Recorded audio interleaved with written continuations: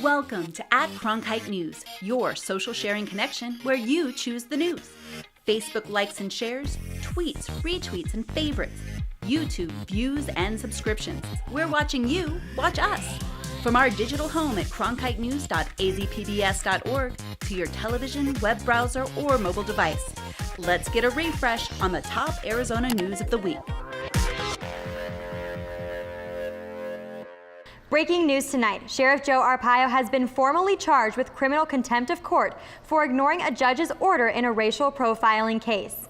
Prosecutors promised 2 weeks ago that they would charge Sheriff Joe Arpaio, but the misdemeanor count wasn't officially filed until a judge signed an order today. Arpaio could face up to 6 months in jail if convicted. The sheriff has acknowledged defying a judge's order in the profiling case to stop his immigration patrols. Arpaio's officers were found to have violated the rights of Latinos. Arpaio's lawyer and the sheriff's office didn't immediately return calls seeking comment. The charge comes as Arpaio is seeking a 7th term in office. Reporter Natalie Taranjoli is following the latest in the race. Opponents of Arpaio are going door to door in Maricopa County, urging residents to vote against Arpaio on Election Day. Organizers and Mayor Greg Stanton were in Phoenix as they prepare for the final push. They believe in this community, and they know that if we bring a change to the sheriff's office, that's going to shine a very positive light on us here in Maricopa County, and I agree with that. Phoenix Mayor Greg Stanton met with Basta Arpaio, a campaign focusing on unseating Sheriff Joe Arpaio. Basta Arpaio members are doing everything they can to keep him from serving a 7th term. And we're all going out there to make sure that these folks that haven't voted in the past are going to go out and vote, and they're going to vote against Arpaio. But America's toughest sheriff is in what many think is his toughest race yet. A poll taken 2 weeks ago by the Arizona Republic, Morrison, and Cronkite News showed Sheriff Arpaio trailing opponent Paul Penzone by nearly 15 points. So it's really good news, and we're going to continue with that momentum and that same energy and determined so that we do see a change on November 8th. The campaign said 200,000 young people became eligible to vote in Maricopa County since the last election in 2012. Basta Arpaio hopes to capitalize on these new voters. Somebody you know has been affected by this somehow, some way. And with that new energy and with the help of the Basta Arpaio campaign, there is, that's why the polls are showing that. But they can't just rely on the poll numbers. We have people knocking on doors pretty much 24/7 for the next 2 weeks. And they're getting support from Mayor Stanton. As the leader of Phoenix, the largest city in Maricopa County, it's the least I can do to come out here and support these great, highly inspirational young people who are really getting it done. It's awesome. The Arpaio campaign said they feel like they're in good shape in terms of voter support as they approach the election. Natalie Taranjoli, Cronkite News. Sheriff Joe Arpaio continues his fight for re-election as his lawyer mounts a legal battle against criminal contempt of court charges. A judge has now signed the order officially charging the sheriff. Cronkite News reporter Katie Berry talked to Arpaio's lawyer about how this might affect the sheriff's future. Sheriff Arpaio's lawyer calls the timing of these contempt of court charges politically motivated and says this case won't stop the sheriff from taking office if he wins re-election. A lot of people try to suggest, gee, this is a done deal. It is far from a done deal.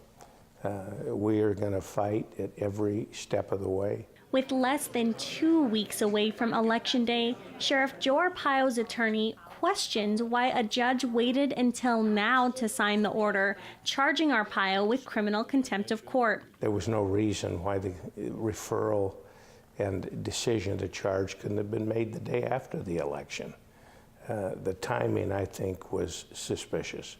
Thank you. The Department of Justice declined to comment on the case. If convicted, Arpaio could face up to 6 months in jail. But his attorney does not expect the sheriff to do any time behind bars. Not in my lifetime. That will never happen.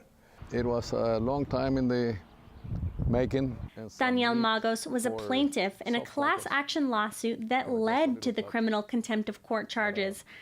Even though I was expecting it, it still, brought me some feeling of satisfaction that finally the system is beginning to take its course. The trial is now set for December 6th, but that is expected to change. Arpaio's lawyer is asking the court to postpone the date. In the broadcast center, Katie Beery, Cronkite News. There will be new limits on prescriptions for painkillers. That's because of an executive order signed by Governor Doug Ducey today. That limits first fill of all opiate prescriptions purchased through the state to 7 days.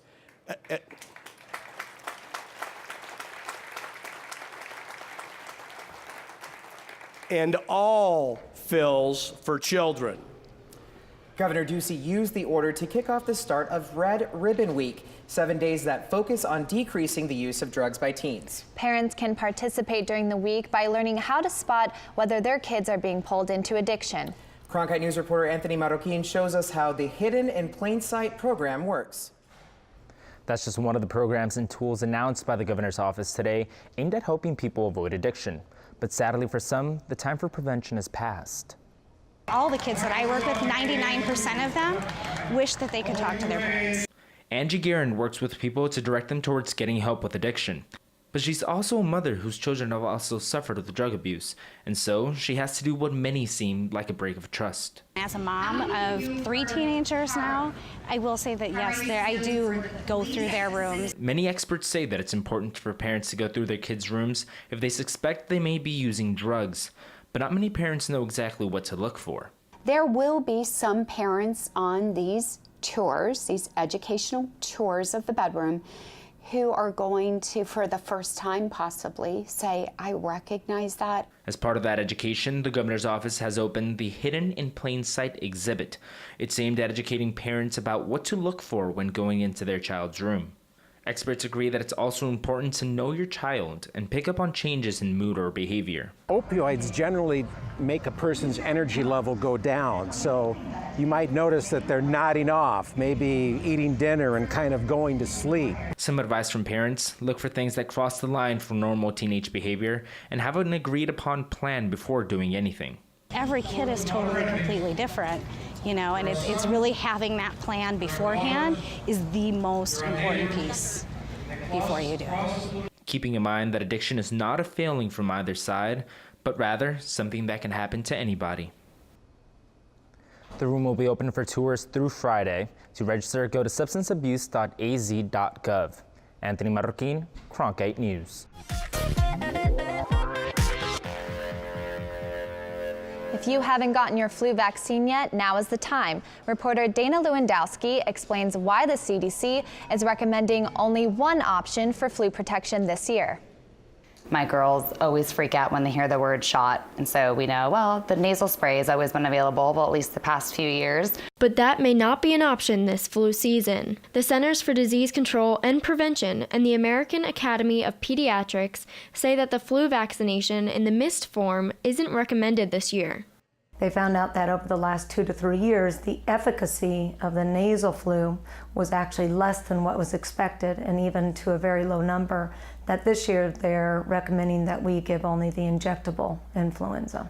In recent years, the nasal spray method represented 1/3 of all vaccinations given to children to avoid the needle. One parent believes that even though she knows her children have to get vaccinated, she doesn't want to deal with the suffering her child will go through. That has a huge impact on whether or not we even go back to get the flu shot, because I don't want to have another giant meltdown and be afraid. The Centers for Disease Control and Prevention said that each year, about 20,000 children under the age of 5 are sent to the hospital because of the flu. They also said that 85 children died after catching the infection last year. Although less painful, some parents never considered the nasal spray vaccination for their kids. Well, I would go with the actual shot. I just think it's more effective on them. While the nasal spray still may be available to patients, the level of its effectiveness has caused doctors to suggest against it and get the vaccination the old-fashioned way. In Phoenix, Dana Lewandowski, Cronkite News. The Arizona Department of Health reports there have already been 38 laboratory-confirmed flu cases in the state since the beginning of the summer. Drug overdose is the leading cause of accidental death in the United States, according to the American Society of Addiction Medicine. Now, doctors and patients are turning to alternative forms of treatment to ease pain and reduce the need for powerful and sometimes deadly painkillers. Reporter Kate Pfeiffer investigated the trend and joins us live in the control room. Prescription pain relievers account for more than 40% of all drug overdoses, and more than 1.9 million Americans are addicted to prescription pills. But some chronic pain patients are turning to alternative forms of treatment for relief. Eric Johnson lives with fibromyalgia and myasthenia gravis, or muscle weakness, and chronic pain syndrome. He's one of nearly 100 million Americans that have constant pain.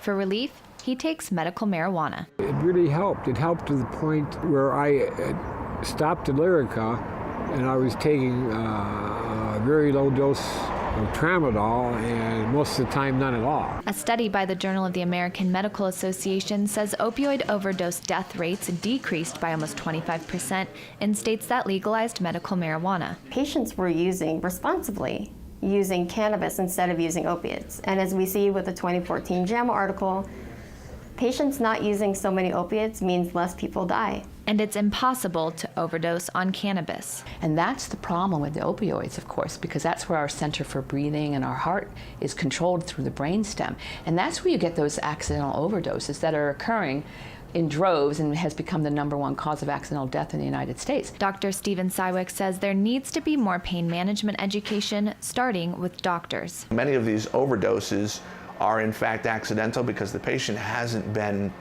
made fully aware of the potency of these medications. Although Johnson finds relief in cannabis, it's not a viable option for everyone. Instead, some patients turn to the pain center for treatments such as epidural injections and compression therapy. If I can get your swelling down, the pain relieved with these interventional types of therapies, then I'll be able to concurrently wean down those opiate medications. Other forms of alternative pain treatment include acupuncture, chiropractic manipulation, meditation and yoga, supplements and vitamins, and massage therapy, among others.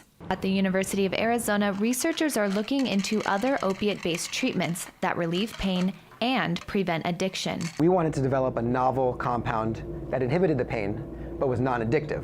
So our compound isn't necessarily to treat people who are already abusing opiates, it's to prevent them from getting addicted to opiates in the first place. It has been successful in animals, but it will take years of additional testing to make it to market. Now it is very exciting to think 10 to 15 years in the future down the road to see our compound or something similar actually help those 100 million people who suffer from chronic pain. Many chronic pain patients fear that the national attention on addiction will keep doctors from legitimately prescribing prescription pills for patients in pain. In the control room, Kate Pfeiffer, Cronkite News. The Maricopa County Attorney's Office and the Phoenix Police Department recently received more than $2 million in grants to investigate thousands of untested rape kits throughout Arizona. Reporter Zach Moran talked to one survivor who says how important testing those kits is to the victims. The night of November 19, 2009 is one that Kim Hendrick won't ever forget. I froze and I literally could not move. And it was like an out-of-body experience looking down on what was happening. Hendrick was brutally beaten and raped in Scottsdale after coming home from a date with this man who faced previous rape charges. He was biting my back, biting my arms. After reporting to police, she went to the Scottsdale Advocacy Center where she was examined. I can't imagine women who were victims of sexual assault that nothing ever happened with it and they wanted to know, hey, was it tested? What happened? Some sexual assault survivors have been waiting years for answers because of a nationwide rape kit backlog. New data shows there's more than 6,000 untested kits stored in evidence lockers across Arizona, and 2/3 of them are in Maricopa County. Now officials say that state funding, along with the recent $2 million in federal grants, will help clear that backlog. I think we're moving to a point in time now where all kits will be tested, regardless of whether the issue is about consent and not identity. Many of these kits have now already been investigated because victims and police already identified the attacker. But testing these backlogged kits can help match DNA to serial rapists with a criminal history, like the one who attacked Hendrick 7 years ago. We want to have these kits tested in order to find out if this person has been involved in other similar offenses and their identity may not be known in those cases. Today, Hendricks suffers permanent hearing loss in one ear because of that traumatic night. Her attacker was sentenced to 11 years in prison, and she hopes all rape victims get the same justice that she did. The justice piece of that for me, I know has helped me, that at least I know that he's in jail. Hendrick also says that he will be deported back to Albania once he's released. In Phoenix, Zach Moran, Cronkite News. Governor Doug Ducey's task force released a report recommending legislation that requires all rape kits be tested. The governor is calling it a step in the right direction. Long known as a haven for folks with roots in Chicago, it should come as no surprise that Cubs fans have been showing up in big numbers at bars and restaurants in the area with Windy City connections. Giselle Cancio is out at Half Moon Windy City Sports Grill in Phoenix, where Cubs fans are getting excited. Giselle? Half Moon here in the Biltmore area is packed with memorabilia from Chicago's deep sports history. But Cub fans are focused on trying to eliminate a 71-year-old's piece of history over the next week. And Half Moon is roasting a goat in efforts of trying to make what's known as the curse of the Billy Goat a thing of the past. Back in 1945, of course, the Billy Goat curse started, and it's kind of haunted us ever since. And we thought a great way to try to break that curse and kick off game one, we're going to roast an entire goat out on a spit in front of the restaurant tonight during game one. Moiso says business at Half Moon has increased 30 to 40% during Chicago's playoff run. He expects a sold-out crowd each night the Cubs take the field. Chicago deep dish pizza institution Luminati's location in Central Phoenix is also gearing up for the World Series after opening its first restaurant outside of Illinois here earlier this year. General Manager Bernie Pethel anticipates serving hundreds of deep dish style pizzas to excited fans craving a little piece of home. I kind of had to pinch myself because once we won, the entire restaurant blew up. It's crazy, it's loud, and I had to pinch myself thinking, not even in Chicago. So it's huge. I mean, it's huge that we're here. It's huge that there's so many Chicago people that live here. No, didn't have anything. All right. If one thing's for sure, it's that there's strength in numbers. According to Crane's Chicago business, Phoenix was the top out-of-state relocation for Chicagoans looking for a new home between 2009 and 2013, making this week a great week for business. Live in Phoenix, Giselle Cancio, Cronkite News. A 7th grader from Centera Mirage STEM Academy in Goodyear had an idea for a National Technology Field Trip Day to help eliminate the gap in STEM career jobs. That idea earned him a field trip to the White House. There's a National Technology Field Trip Day where all these technology companies, American only, would invite high school and middle school students to their company where they would explain what their company's all about. Sage was one of 11 students, the only one from Arizona, to be invited to the first ever meeting of Kids Science Advisors, where they shared ideas for furthering science, technology, engineering, and mathematics. The field trip is not the only big idea for Sage, who says he is passionate about helping the climate and reducing air pollution. Until then, Sage says he will enjoy being a kid who loves robots, science, and Star Wars. The Navajo Nation is contributing to a popular fall activity. Reporter Sabella Scalise is outside of D.C., where choosing the best pumpkin means a little bit more. Picking out pumpkins is a fall tradition, but not every pumpkin travels thousands of miles to sit on a front porch. This may look like a normal pumpkin patch. Are you having fun? Yes. But every single one of these pumpkins came from the Pumpkin Patch Fundraiser Farm in New Mexico that sits in the Navajo Nation region. If you look at the price of the pumpkins, they're going to be a little bit higher than you would pay, such as at Walmart. But when they realize what they're supporting and the hard work and effort that went into growing the pumpkins. The farm is 2 square miles on the Navajo Agriculture Products Industry farmland. The pumpkin farm employs over 700 Navajo farmers during harvest season. I can't believe it. You know, it's really nice to be able to help people. The CEO of the Navajo Agriculture Products Industry says the pumpkin farm is just a small part of their large farmland, creating jobs and revenue for the Navajo Nation. Most pumpkin patches are like marked up really high and for profit, so it's kind of nice to have one that gives back. The extra cost reflects the business that grows top-notch pumpkins. It's just the size of them and the different variations people have really been pleased with what they've been able to find. They're selling very well, and people are excited when they hear that this is supporting that effort and that mission with the Navajo Indians in New Mexico. These pumpkins almost didn't make it because of a drought and a hailstorm. But that didn't stop the Navajo farmers and Pumpkin USA from bringing smiles all the way to the East Coast. In Fairfax, Virginia, Sabella Scalise, Cronkite News. After Halloween, when pumpkins start to go out of season, there are environmentally friendly ways to dispose of them other than throwing them away. Cronkite News reporter Caitlin Greno shows us how to repurpose your pumpkins. These pumpkins are ready to be taken home and carved into jack-o'-lanterns. But after Halloween is over, don't just throw it away. There are other options. Phoenix Renews accepts pumpkins at their site.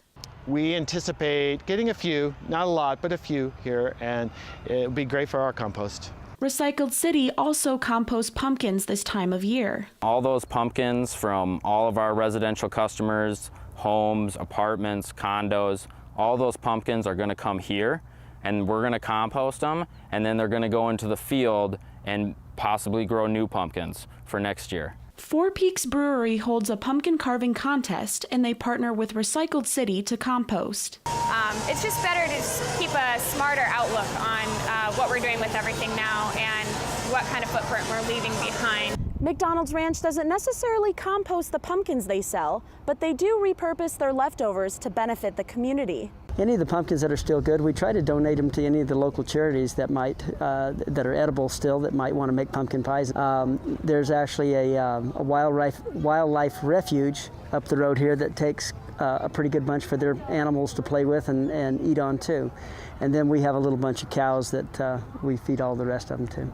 Composting is a good way to properly dispose of anything you might have. I really do hope that people do this at home too. Like, it's great for a restaurant, but even at home, the more people that do it, the better this program is. Enriching the land and putting less in landfills. In Phoenix, Caitlin Greno, Cronkite News. A Phoenix artist is conjuring voodoo dolls, but leaving out their dark past. Joey Carrera poked around a Glendale tattoo parlor to learn about her art that's perfect for this spooky time of year.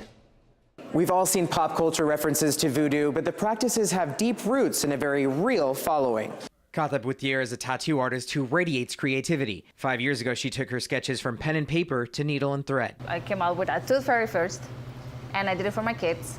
And then from the tooth fairy, it kind of turned into a voodoo doll. The handcrafted creations may seem like a fun novelty, but voodoo dolls show up throughout history, notably in colonial Haiti. It was also influenced by French Catholicism, inside of which slaves were able to blend their traditional practices with the veneration of Catholic saints. Boitier doesn't sew dolls for malice. She says making actual voodoo dolls is an entirely different process. There's a lot of spells and rituals that you need to go through. Which means using a personal object, like if you wanted to get somebody's hair. So you can put it together with a doll. Whatever you do to the doll will happen to the person. Both Boitier and Daughtry believe there are forces of good and evil in the world. It's magic. It all depends how you want to use it. Boitier says the enchantment of magic allures certain cultures more than others. Hispanic people, because they believe more in stuff like this. But people from any background can be drawn to the dark. A white woman like me might be interested in voodoo precisely because it allows her to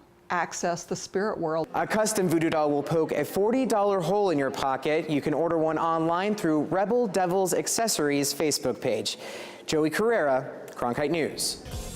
Now, here's an @Cronkite News pick of the week, a favorite from the Cronkite News staff. Monday Night Football has been entertaining millions of viewers for the past 45 years. But have you ever wondered what exactly goes into bringing the broadcast to life? Reporter Giselle Cancio takes you inside the production to meet the crew that makes it all happen. Scattered around the University of Phoenix Stadium and in 5 trucks just outside, more than 300 people helped execute the Monday Night Football broadcast of the Cardinals-Jets game for ESPN.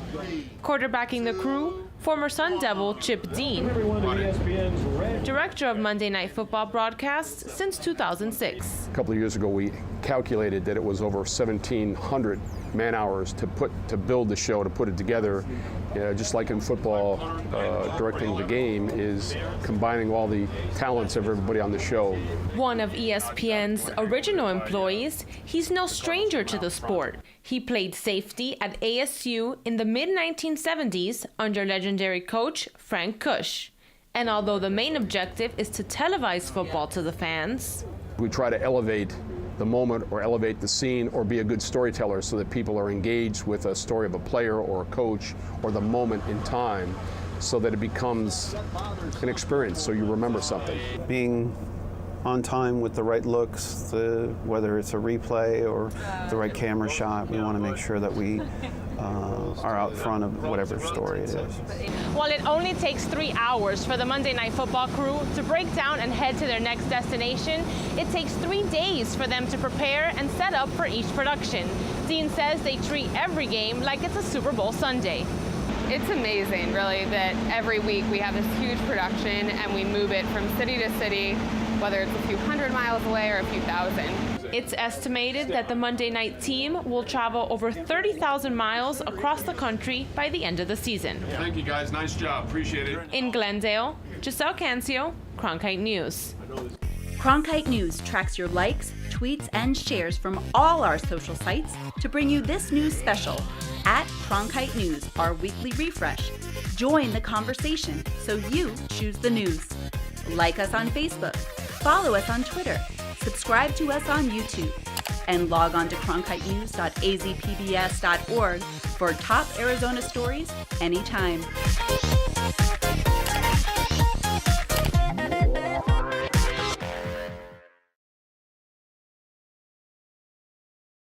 Explore new ideas and new worlds here on Arizona PBS, a community service of Arizona State University.